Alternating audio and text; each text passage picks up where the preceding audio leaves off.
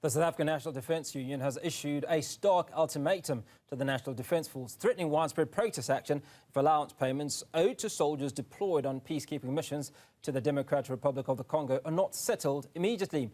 The dispute centres on operational allowance payments, which are financial incentives to compensate soldiers for the high risks involved in their deployment to conflict zones like the DRC. Let's speak about this with Sandu's National Secretary, Advocate Pikkie Greef. Pikkie, I appreciate your time this afternoon. Now, how many members are affected, for which months, and what's the total shortfall by the Sandu's count? Yeah, I think good afternoon, thanks for the opportunity, but I think let's just set the record straight. Sandu is never threatened with protest action. On our news conference or press conference that we had on Friday, our statement is very clear, it's out there in the public. We said we implored the employer to come to the negotiation table at the Military Bargaining Council so that we can discuss the issue of possible outstanding allowances. We're talking about almost 2,000 people that are affected by it, and we have no idea how to quantify this because of the fact that the Defence Force has not been forthcoming with the necessary information that one needs in order to quantify any outstanding allowances, if there are any. But at this stage, there's no question of protest action. We gave the invitation to the employer, the leadership, to take up leadership and come and show leadership, be at the negotiation table and discuss the issue with us so that we can settle it in everybody's interest. Have they been responsive to your demands? They have not. They've given us some information following some bilateral meetings between the union and Defence Force leadership. And that's exactly the problem when we went to the Military Bargaining Council on 5 September, or we wanted to go there, we were having this issue on the agenda. We were simply unilaterally told that the meeting has been cancelled and postponed indefinitely. That is completely unacceptable. Members of the South African National Defence Union have the right, every member of the SANDF has the right to collective bargaining, and that's what we're insisting on. If that is not honoured, we will definitely take further steps. But that doesn't mean protest necessarily. It can also imply legal action. We do believe that in the end, negotiations and talks about things in a mature way to solve issues is the best way forward.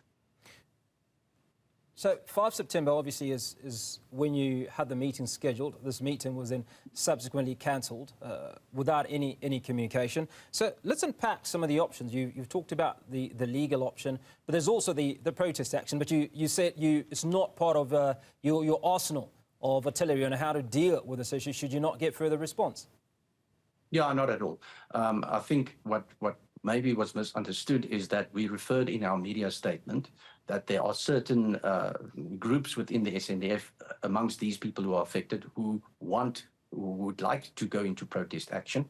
Our view as a union is quite simply, and we've got the mandate from our national structures, is simply to engage the employer. Let's negotiate on this issue. There is a chamber where we can go, and it is our right to be there and to discuss these issues. Why is protest not under consideration, though? Because it has seemed to be effective. Is it based on opinion, based on previous experience, or do you feel that it's not the right strategy to get the soldiers paid? It's not necessarily the right strategy. At this stage, as I say it, there are outstanding facts. We need to evaluate all the facts, and that we can only do in talks and when the employer comes and discloses all the information that we need, all our questions are answered around the allowances. That's when one comes to the point where you can quantify something, if there is anything to be that's owed by the state. And that's why we believe, engagement is much better than making a noise about things. Let's be mature about it. Let's talk to each other. If you've got that right, why not enforce it? Now, Pikkie, one of the issues are the proposed daily figures. So current figures, the danger allowance is sitting at 19.63 rand per day. Special danger allowance is at 29.39 rand, and the standby allowance is 80.75 rand, while the deprivation allowance is at 761.48 rand. Now, your proposed figures, from what I understand, are 1,500 to 2,500. And 1,000 to 1,500 rand respectively. Is this part of the conversation you hope to have, and how have you come up with these numbers? No, certainly. I think we just need to differentiate two aspects here. The one is that there are allowances that were payable by SADC to South Africa, and then South Africa would then pay that to the soldiers. That is where the dispute at this stage is the soldiers say that they are owed more or they haven't been paid all these allowances. We're trying to quantify and verify those facts. Then there's the Defence Force policy, which in itself determines certain allowances on any deployment. And we're saying that that policy is almost 25 years old. The figures that you see in there hasn't kept up with inflation. And quite frankly, to put your life on the line for 19 Rand a day is simply ridiculous. We're saying, let's talk about this. Let's update it in negotiations. It's a service benefit. It's therefore open to negotiation. And we've made our demands. Obviously, we're not unreasonable. We're not an unreasonable union. I think we are very sensible in our approach, and we are open to talks. So you raise an important issue here, and that's the issue of the amount of money that's supposed to be paid by SADC to the South African National Defence Force, which obviously then passed on to the soldiers. Has SADC made good on its commitment to SANDF? Well, SADC has paid over, and I think it's a matter of public record that SADC has paid just over 800 million to the South African state. How that money gets distributed is another issue. We say that distribution, which part of that dollar amount per day that gets paid to the state goes to the soldier, that should also have been the subject of negotiations. The employer knew 8 months before the deployment that they were signing this memorandum of understanding with those fees in it, yet they failed to come to the military bargaining chamber to discuss which part would go to the soldiers. And we find that's a violation of their collective bargaining rights as well. So there's two issues. It's the payment by SADC, how much each soldier should get, and it should have been negotiated. And secondly, it's a policy issue. The policy is outdated. It needs to be negotiated to update it. Pikkie, I want to touch a little bit on the issue around staff morale, right? Now, in your statement, you say Sandu has been patient and we've tried to follow every channel. We come in peace with proposals, but you cannot have negotiation with stone walls or silence. So 2,000 soldiers we speak of that went into war for this country or for SADC. Several of their comrades sadly lost their lives. They come back home and they try to negotiate what's due to them, and the authorities refuse to have or engage in conversation. What does this do to the mood in the camp?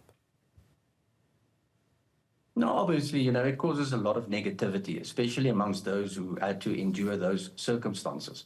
I think it was a quite unusual deployment in the sense of what happened there and the way that they were poorly supported and so on, and how they ended up. And of course, there's a lot of bitterness around that.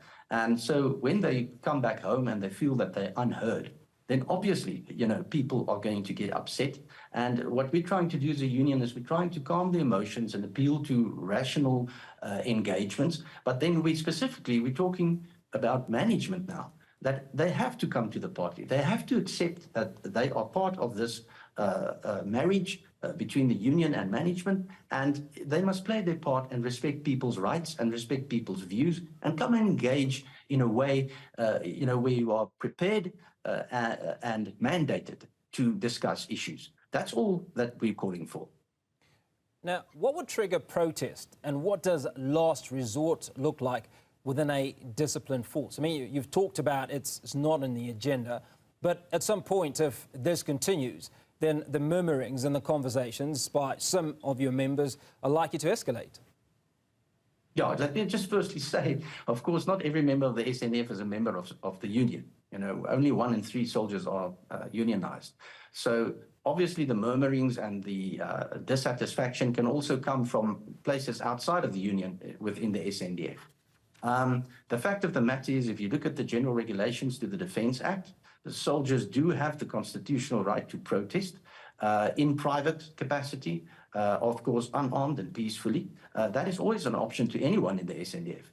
We're simply saying that if your question is, what does the most extreme look like? Well, that's a matter of opinion. For us, we know that we've got a good case. We know that we have certain rights, and we certainly enforce them through the courts of law if we are forced to. Pikkie, my very final question, just to confirm, SADC did release money to SANDF for the work that the troops did in the DRC, but this money has not been passed on to South African National Defence Force soldiers. Well, some of the money have. Let's just be clear about the fact. Some of it has. But the questions, and I can quote a very practical example, questions that some of these soldiers have is, for instance, some of that money is allocated in terms of the Memorandum of Understanding. It's allocated to buying rations for the troops. Now, for months on end, these troops did not receive rations from the SANDF for various logistical reasons and the position they were in, and they had to buy their own food. So I don't think it's an unreasonable question, for someone to ask, all right, well, you got the money as a state to buy rations. You never bought the rations and delivered them to us. So what happened to that money? Does this suggest mismanagement of funds? From no, not at all. I think it's a question of come to the bargaining council and account for how the money was spent.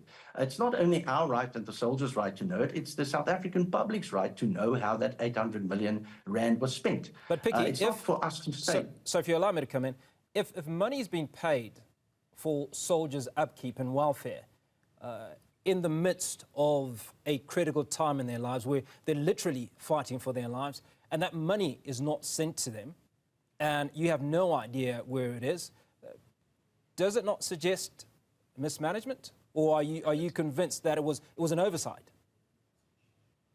I don't think it's a question of oversight. I think none of these questions that you're asking me about this, or people are asking, would be questions if the Defence Force simply accounted for the money. I don't like to make accusations that's not based on fact. Where the fact is we don't know what's happened with it, and we'd like to know.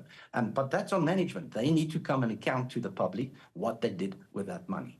So the issue is that there is no accountability at this point? Well, not at this stage, no. Okay, that's where we're going to leave that conversation. Pikkie, I appreciate your time.